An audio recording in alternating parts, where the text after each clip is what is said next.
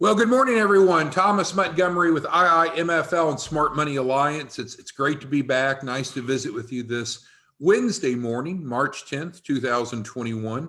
I was in Florida doing our first in-person workshop. That's why we didn't have these sessions Monday and Tuesday.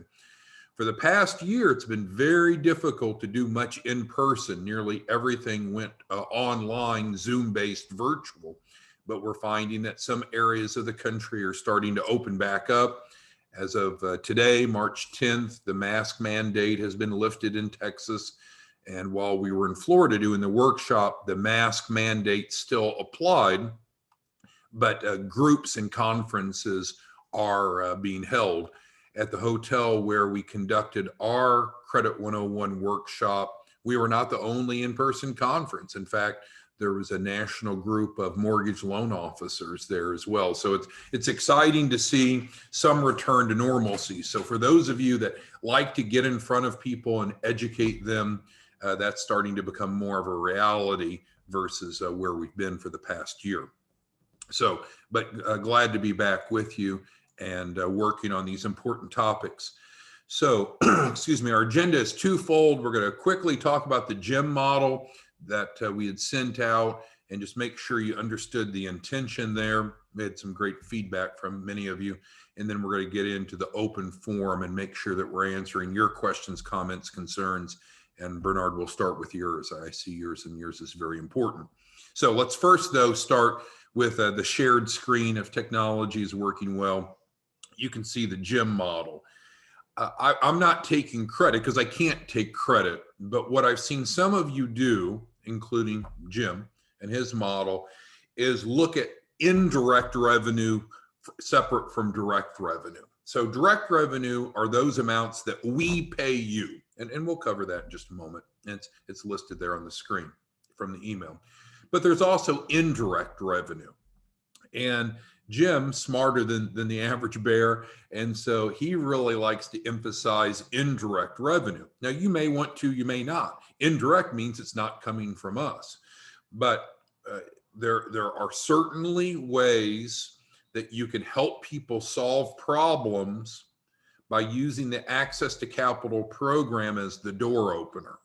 So let's go through the GEM model, which some of you were asking about, and then we'll review his economic model and then we'll get to open forum. So GEM's primary way of generating clients is advertising on Craigslist. I'm not here to tell you that that'll work best for you. I'm not here to tell you that that's a better approach to generating leads than other ways that you may be using, but that's the GEM model. He markets on Craigslist in multiple markets, and his goal is to get the prospect, excuse me, to contact him, not to go fill out a web form, not to go to a website, but hey, give me a call and we'll see if you qualify. So that's number one. When he speaks with them, he understands that he needs to have as short of a conversation as possible to educate them and move them along in the sales funnel, not to learn everything about the prospect and their business model and their life, but to help them make sure that they understand how the Access to Capital program works at a high level. So essentially saying, well, great, thank you for responding to the ad. We are looking for more small businesses to assist. We have a grant subsidized program. No upfront cost. We guarantee a minimum of $100,000 capital raise in writing, of course. And also, by the way, there's no minimum credit score, no minimum time in business to qualify. Would you like to see if you qualify? If so, I just need to get your name, your phone number, your email, and we'll get a packet over to you here right away. So he says as little as necessary to get them to give him the information so he can put them into the lead inquiry form on the website. Now, again, we're going to be launching this month in March a new, better front-end system, but we're not talking about the future. We're talking about the current reality. So then what happens is then we send the prospect a DocuSign packet, which includes the enrollment document, but also additional information. We copy Jim, the referral source, on that. And then he waits until after they have executed the DocuSign agreement, after that they've signed the DocuSign agreement. So now he knows, great, I've got a new access to capital client I'm going to be being paid off of. And then he conducts a free credit consultation. Jim's a nice enough guy, but he's not a credit expert by any means, but he simply knows that most people that we work with have credit challenges. So what he seeks to do is generate an indirect revenue stream unrelated to us by helping those folks with their credit, which I'll discuss here in a second. So most people have less than ideal credit. You know, if you had to use a general baseline, and it's not just about credit scores, it's about credit profile. But in general, if someone has below a 680, it's probably not where it needs to be. Do we have to have a 680 to get funding? Of course not. But a general barometer is if someone's below 680, then you might want to offer to assist them with that. Jim's model works extraordinarily well. He has kind of a two-prong approach. First, what he does is he helps them enroll in Credit Boost. And so that will allow us to help them add new positive trade lines and generates another direct revenue stream for Jim. So he's already getting paid off access to capital. Now he's got a second direct revenue stream from us. And then he actually helps them address negative credit repair. Jim is not a credit, again, nice guy, but he's not a credit repair expert at all. He needed some simple system to help all these people that have crappy credit. And so that's where he uses Dispute Suite. We have no financial interest in Dispute Suite. We don't get any feedback or credit or kickbacks or anything, but that's what Jim uses. So I'm here just to tell you about the Jim model. So with Dispute Suite, you spend next to nothing. It's a flat fee each month. I think Jim said it's $300. And that allows you, I believe, and again, I'm not an expert on Dispute Suite, to be able to help, I think, an unlimited number or a very large number of credit repair clients. So sure, he's spending $300 a month, but he's making on average $1,000 a week by doing this model, because any of them that he does the credit consultation with that has addressed a negative credit, it's very easy for him to get them to enroll in a very low priced offering of just $99 a month. And again, I'm not encouraging you to go into credit repair. I don't care if you go into credit repair, but what we're talking about is you need to be cognizant that some people have problems outside of what we directly address that you could assist them with. You can help solve other people's other problems and generate even more income and supplement. So let's review Jim's economic model, how he makes money.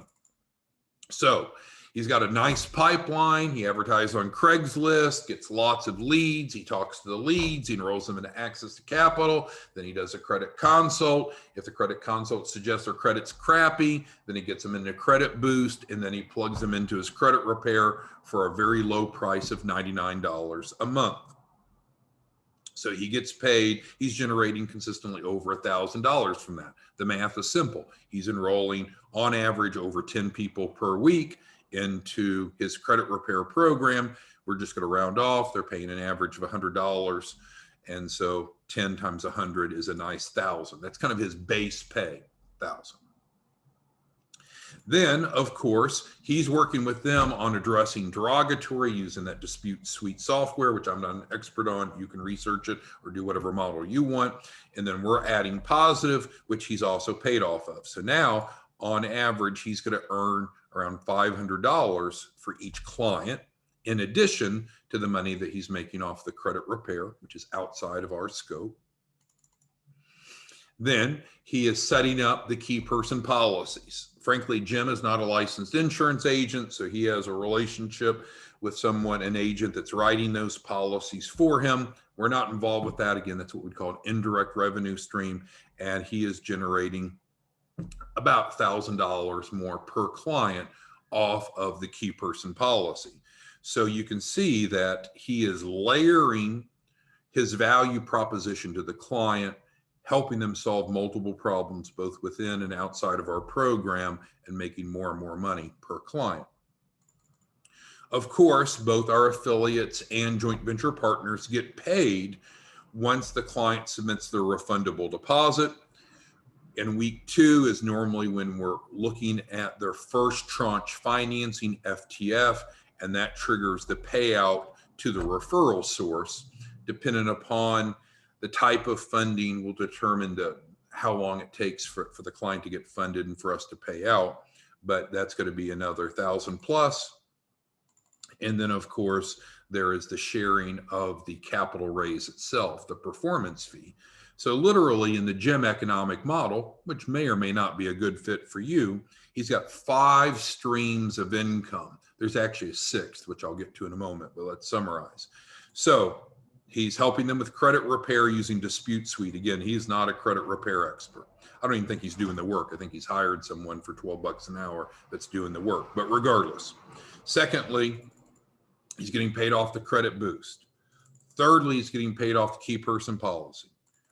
Fourthly, he's getting paid off of the refundable deposit. And 5th, he's getting paid off the performance fee. The 6th that's not listed here is he's not a fool, right? Or the agent that he's working with is not a fool. So the agent does a financial needs analysis, identifies if that individual is on track in terms of asset protection and wealth accumulation and so forth. And so then there's IULs and annuities and other financial services that individual, that client might benefit from, that Jim's agent can help them with. So I'm not here to promote Jim. I'm just giving you a success story of how he approaches it. Do any of you have questions off of the Jim economic model? Because I think if nothing else, I want you to be aware that there are 2 primary indirect revenue streams that you should consider, regardless if you're an affiliate or a joint venture partner. That would be the key person policy, and then helping with the negative credit, derogatory credit. And so, of course, some people don't want to be involved with credit repair themselves, so they refer to third parties and then get a kickback or a referral fee. And again, that's between you and them. We're not in that picture. Okay, so hopefully that was helpful. Maybe that was a distraction, but it's just important to recognize that there's both direct and indirect revenue streams that you could benefit from. Okay, now let's dig into the open forum, because we haven't had a session since Friday. I was in Tampa doing those workshops, and it is very difficult to travel, do workshops, and make sure that I'm available for these 8 a.m. Central Zooms, which would have been 7 there. So let's go ahead and get into your questions, comments, concerns. Bernard has the first one here, and it's regarding the refundable deposit. So let's step back and let's talk about the refundable deposit. When clients enroll in the Access to Capital program, how much upfront cost do they have? 0, right? 0 upfront cost for the Access to Capital program. Now, with the Access to Capital program, we say that we will defer the refundable deposit until after their first capital raise, their first tranche, right? That's fair enough. So in other words, the program supports itself. Now, the amount of funding that they'll get from their first tranche or first round of funding, and the type of funding can vary considerably. You know, we're not going to go get them a Granger business credit card and say, oh, congratulations, now pay us, because that's not liquid. But what we're going to do is we're going to help them get their first tranche of financing. And from that, then we're going to expect them to go ahead and pay the $2,500 deferred refundable deposit. Well, why would we do that? Well, we can't work for free. You can't work for free. And so if we've helped them have the first tranche or first round of funding, then they should pay $2,500, which is a very fair fee for us building their loan package. And then based upon them completing and complying with the program, they get the refundable deposit back. Just like if you and I went down to the apartment complex down the street and said, we want a 2-bedroom, we want to lease it, they would probably charge a deposit, and they'd say, well, great. Well, you'll get that deposit back if you do what you say that you'll do at the end of the lease. So that's why we charge a $2,500 refundable deposit. That's in the agreement. So it's consistent with our written agreement with clients. On occasion, a client will say, no, I don't want to pay a refundable deposit. I'll skip on that. I'll just wait until the final funding's all done and through. Well, that's not our model. That's not what we offered to do. That's not what they promised to do. Instead, we say that we will collect a deferred refundable deposit after the first capital raise, the first tranche. And we've talked about that could be 25, 50, 75,000, or their first tranche might be simply a 0% $2,500 loan.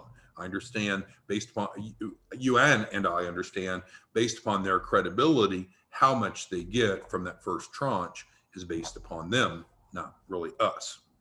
Okay, so let me read through Bernard's comment and make sure. So once they have submitted the refundable deposit, then we'll continue to work with them to finish up their loan package. It's designed to be a 4-week process. And at that time, we can formalize their capital raise strategy, which is unique to them, right? Based upon their circumstances, the amount of money that they want, how they're going to use it.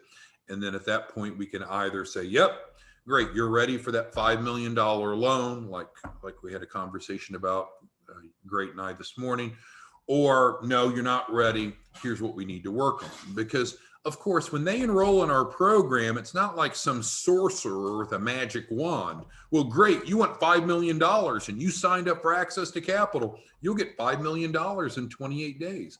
That's crazy talk, right? That's too good to be true. If they're going to borrow the money, then there's the 3 C's. And if they don't want to borrow money, if they want money they don't have to pay back, then we can pivot to an equity-based capital raise. But the bottom line is the $2,500 is what pays you and also allows us to develop the loan package. So Bernard, if I'm not answering your question, let me know and I'll dig deeper.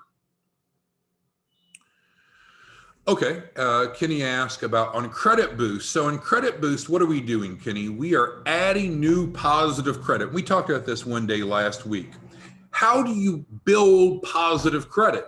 You apply for credit, you get approved for credit. Typically, you have some sort of transaction on that credit, which triggers reporting.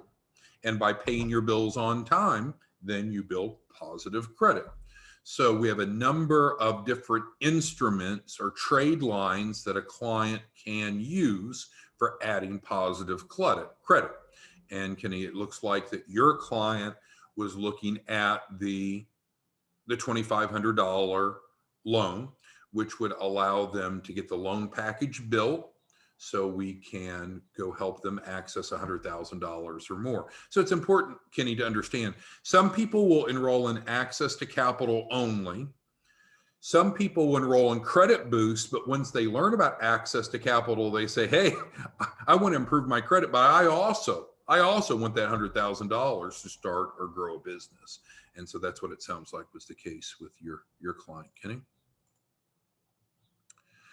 All right, and so Stefan's asking about bridge loans. And so bridge loans can be a couple different things. They can be in capital B and L, a capital bridge loan. So we have a private equity lender that we've worked with for over a year that does bridge loans specifically to help people pay down their credit cards, their revolving balances. They don't approve everyone. But what they're doing is looking to make a very short-term loan to help someone pay down their credit card balances so that client can move on to the next round of funding and then pay that bridge lender back.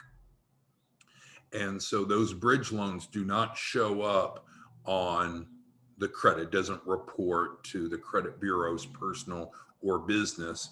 It's a very short-term loan with the opportunity for the client to quickly pay off or pay down dramatically their revolving credit card balances. But the repayment terms is we should be paying down those credit cards, going to the full funding or the larger amount of funding, and then the bridge loan would be paid back immediately afterwards. So normally it's a 30 to 60 day bridge loan. Thank you, Stefan, for that question. No, we don't provide clients copies of credit reports. I don't really understand the legality, but I think it's the same. If you went into a car dealership and applied for financing, I think that the way that the bureaus do it is those of us that have authorization to pull credit, which we do, we sign something with them that says that we will not give out the credit reports. So we can't sell credit reports. So we can summarize the findings, but we're not allowed by contract. And again, I don't really understand all of that why, but I don't think that's unusual. I think that's often the case with other places that one might apply for credit as well. And then the question is, what is the cost of the business address option? Yeah, so we can provide a commercial address. It's $99 a month for a 12-month lease, or they can prepay it for $500, and we split that 50-50 with you. Thank you for that. Next question is, the $100,000 guaranteed funding, is it all cash credit term loans? Well, different people will qualify for different types of capital. We had several of these questions at the end of last week before we went to Florida for the workshop. You know, we do not get a power of attorney to pretend to be the client. So we will never apply for credit or funding for the client pretending to be them. We consider that gray. We don't do that. So the client's only going to apply for types of funding that they want, that meets their specifications and preferences. And then they're only going to accept offers of credit or funding that meet their needs as well. So different people have different types of capital raises that they're looking for. Some want to buy real estate, some want to buy equipment, some just need working capital. It varies by client, but certainly it's not some game where they sign up and we say, okay, well, we'll get you $100,000 line of credit with Uline, and all you can do is go buy trash bags and paper towels. We've met our needs. Obviously, it's not going to be any of that nonsense.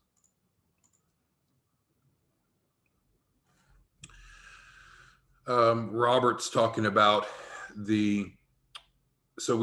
when we go for first tranche financing, that is normally triggered, Robert, by the personal financial statement and the soft credit pull being submitted to us. Now, the soft credit pull, the mentor like you, Robert, you help them, instruct them to fill out. You're more involved with helping them complete the personal financial statement. And once we have those, then we can match them up to the appropriate first tranche financing. It could be that the client had been a client of ours before they were assigned to you as a mentor, or they were in a different program, or they'd filled out the soft credit pull at some point in the past, and they might have moved forward a little more quickly for their first tranche of financing than what you would normally expect. But we'd have to look at the client's individual circumstances. The norm is clients going through the 4-week 4-step process. Week 2, the mentor is helping them complete the personal financial statement, instructing them to complete the soft credit pull. We get that data set, and then we can make recommendations. But if there's an exception or abnormality that occurred, Robert, we'd have to look at the individual client. But that's how it normally works.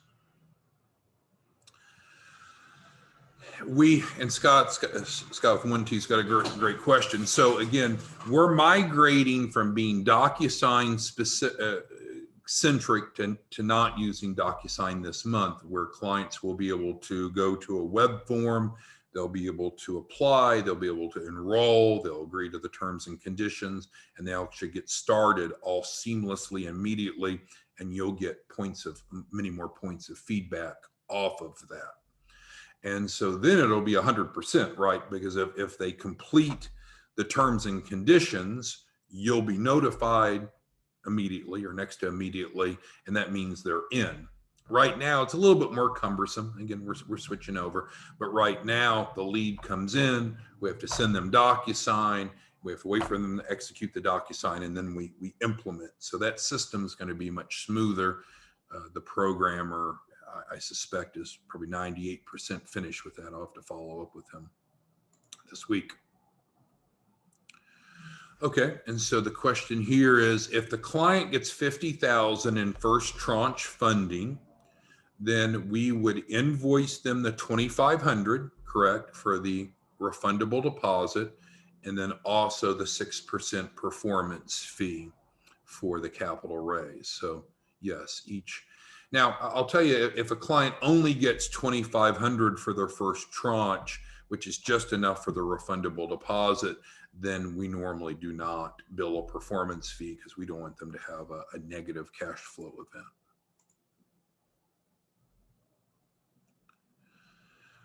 Mark saying that he's having better success with access to capital than Credit Boost. And I would certainly lead with access to capital, and then we'll organically pick up the Credit Boost clients, because once we get to week 2 and do the soft credit poll, we'll see if they have some credit issues.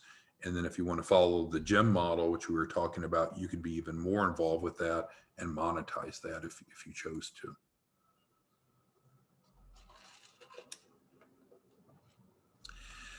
Yes, Bernard. So when we're looking at their 3 C's, because it's the same thing all of us learned probably in 5th or 6th grade in elementary school, in your introductory financial literacy class at your elementary school.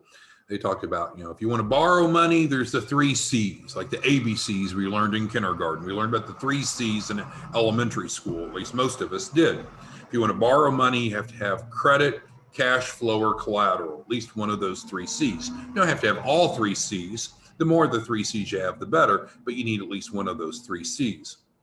Well, we have some clients that have none of those 3 C's, and so then we use that safety net loan for them. And that's 0% interest, so no one can say, oh, that's predatory. I mean, you can't get lower than 0% interest. It's low $100 payments, but if that's all they qualify for, then we move to that. Now, I'll tell you, Bernard, I've had a couple clients that said, no, I don't want to do the $2,500 0% loan. I'll just pay it out of pocket.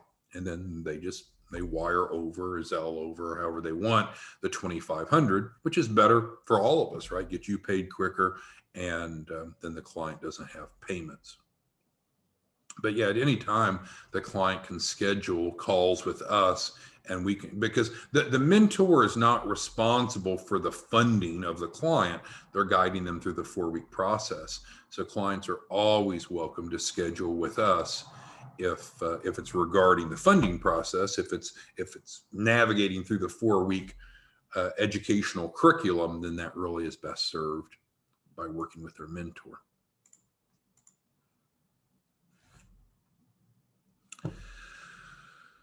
All right, and so the $100,000 we talked about, the 100,000 is the floor, it's not the max. And I guess it's consistent with what we talked about before, is the composition of that 100,000 will be tailored around the client's mitigating circumstances, and could be a combination of installment, term, under the EIN only, not under the EIN only, and so forth. All right. And so, yes, so if we're doing a 50-50 split of the net revenue with our joint venture partners, and so then depending upon who collects it and who's sending the other 50% to the other party, of course, you want to do everything tax compliant. Robert asked if there's a rule of thumb regarding the face amount on the key person policy. I normally would write $500,000 guaranteed issue policies was the norm that I had written when I was actively writing those. Just don't have time to do those anymore. So it's up to you. Robert wrote 6 yesterday, which is a good day for sure. But normally I would write them as a $500,000 guaranteed approval policy. Of course, it always needs to match the suitability needs of the client. The bridge loan lender that we're working with appears to be going through some sort of merger or consolidation or acquisition. So they look at the deal and they decide if they want to accept it or not. We've had clients that they funded and we've had clients that they haven't funded. They look at the client's profile and make that decision, so that they are still funding. They've gone through cycles, like I think the whole credit market, where sometimes credit's a little looser, it's easier to get. I think it's a little tighter, a little harder to get, because everyone wants to mitigate their exposure of loss. But they are active and open for business, but we do see that they are tightening their credit standards at this time. They did that back in 2020, and then their business dipped, and they turned around and sent us an email right away. Oh no, we've loosened that back up. So it's the ebb and flow of the credit market. Kenny asks, can an equity lender lend to real estate investment properties? Yes. John says, client has paid $2,500 refundable deposit. Client received $100,000 capital raise. They paid the 6%, and then we refund the refundable deposit within a week of them having met that criteria, and usually we'll just wire it back to them. That's never a problem. Demetrius is asking about credit repair from dispute suite. And again, this is the GEM model. I'm not involved with it. I don't have any economic interest in it. If you want to learn about success of dispute suite, Demetrius, I would recommend talking to them. Again, I'm not an agent or an advocate of theirs. I was just describing the GEM model. All right, so Robert's asking about the Chapman Fund. So what you'll find is that there's different types of funding sources. Not all sources of funding are available nationally. Some have geographic parameters. So for example, some geographic areas have a tax-based fund to help attract, to help start or grow small businesses, and the Chapman Fund is one of those. And so we can certainly assist small businesses in accessing the Chapman Fund. I would argue that it's easier to qualify for than traditional bank loans, because it's not from a bank, it's from a taxing authority. It does have some limitations though. It will only go up to $250,000. That's the max. No matter how handsome you are, how smart you are, how great your business profile looks, $250,000, $250,000 is the max. But I would advocate that you don't get involved with becoming a loan product expert, where that needs to come back to us if they're saying, well, I want an SBA 504 or 7A, 7A Express, whatever it may be. Let us take care of that. That shouldn't be your burden to describe, because now they're going to start to infer things that may not be accurate, and then the client may not be satisfied. Credit boost results, typically we'll see positive results in the first 30 days.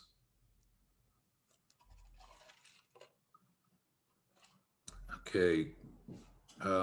What we can always do, Bernard, is schedule calls. And so if the client has a question, they need to speak with us, then they schedule a call. If you want to have a three-way with you and I and the client, we can schedule a call. If you have referral sources that want to talk, I would just recommend scheduling a call so we can assist them.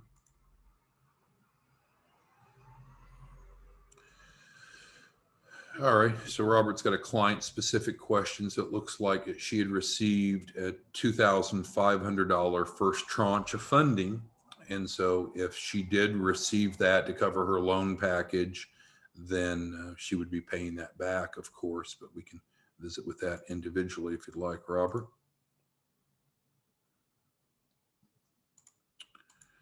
And Bernard, yeah, you and some of the others are really focused on collecting the $2,500 up front. And then Robert's the master of it. We talked about it. Maybe it's been 2 weeks back. Robert mentors a lot of our orphan clients, and Robert's he's painfully straightforward. Just says, hey, if you paid this $2,500 up front, you get the commercial address free, and we'll help you with the credit boost without any performance fee. You'd be crazy not to do it. And he's collecting that $2,500 regularly from clients that came into the access to capital. And so then they pivot over to Capital Ready Package 3.0, saves them money, and everybody gets paid sooner. Stefan asks, how does the collateral assignment policy work when we have 100,000 in total loans and it may be 5 different lenders? Well, not all lenders require a collateral assignment.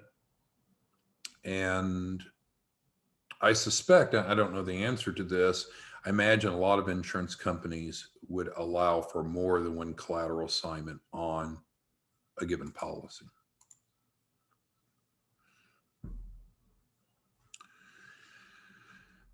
All right, let's see.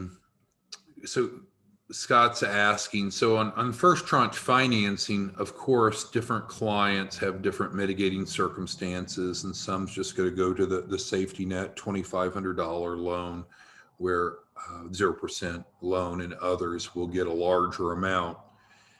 It's going to be based upon that individual circumstance. And so how you go about marketing might in fact impact the credibility of the clients that you're attracting. I mean, if you go down to the homeless shelter and recruit people for access to capital, then obviously more of them are going to need the safety net financing than if you work through a state plumbers association. But it's going to vary based upon your target audience that you're reaching out to through your marketing. We don't actually, unless a client's enrolled in the incubator program, which has a $999 refundable deposit, as well as ongoing fees, unless they're in that, we don't actually set up the entity for them. They would set up their entities themselves, and we'd encourage them to work with their corporate counsel or their CPA in most cases. You're welcome, Kenny. No, the insurance policies do not have to go through us. So the key person policies can be written through any IMO, FMO, any carrier, whatever product that you choose that the client's suitable for. We don't restrict that.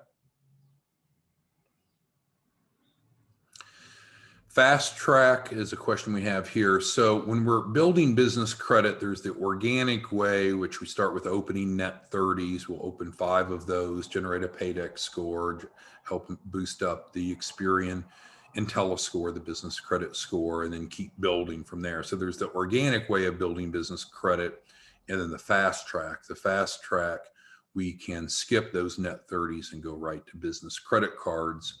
And that will happen within the first 30 days. So we'll help the client identify as they go through the process which they qualify for. Again, the specifics of the funding mechanisms isn't your burden to counsel the client on. And just as we talked about with the bridge lender earlier, the underwriting circumstances can change. And so even if you knew everything there was to know about a given funding source today, that might change tomorrow. And if you're not plugged into that, then you're misrepresenting that to the client. All right, Kenny says so much value in these sessions. Thank you, Kenny.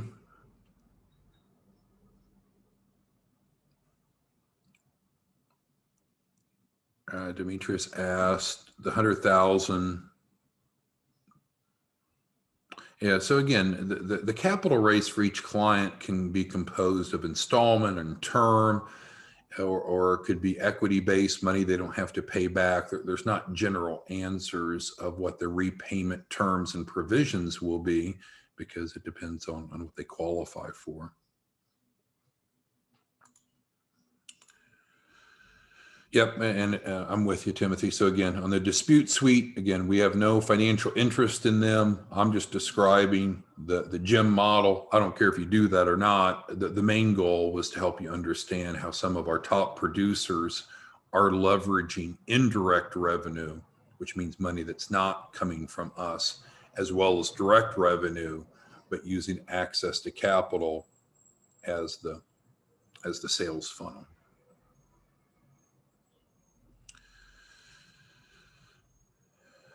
Well, Scott says he's got clients in the 5th week of the process. And so what I can assure you of is when a client completes their DocuSign for access to capital, we batch them right now. We'll go to real time, but we batch them. They're onboarded. We start working on their business plan and their financial forecast. They're assigned a mentor, and then the mentor is instructed to reach out to them. So if you have specific clients that you don't feel like somehow is seeing that process work that way, maybe email us a specific list of names and we can look into it. But the process is very robust now. So I would be very surprised that clients are not being handled very consistently. But if you or they feel like that they're not, then just email us specifically so we can figure that out. All right. Joseph said a client asked him about after the first tranche financing. When is the first payment installment expected? Okay, so after the first tranche financing, which covers the refundable deposit, may very well be an additional amount that gives them working capital, money to pay the key person policy, money to pay credit repair, what have you. What that second round of funding will be is unknown. It'll vary based upon client by client and how much. Some clients will have just one tranche of financing where they get everything just at one time. Others will have multiple steps, but there's not a generic answer to the question of what will their second tranche financing be composed of, or what the interest rate will be, because it depends upon their mitigating circumstances, doesn't it? All right, so some great discussion today. We will continue to have these on a daily basis. I don't have any more workshops scheduled myself in March, so I don't know that there'll be any interruptions. I anticipate that we'll be together each morning, 8 o'clock. A couple of last questions that came through, and then we'll wrap this up because we've ran long.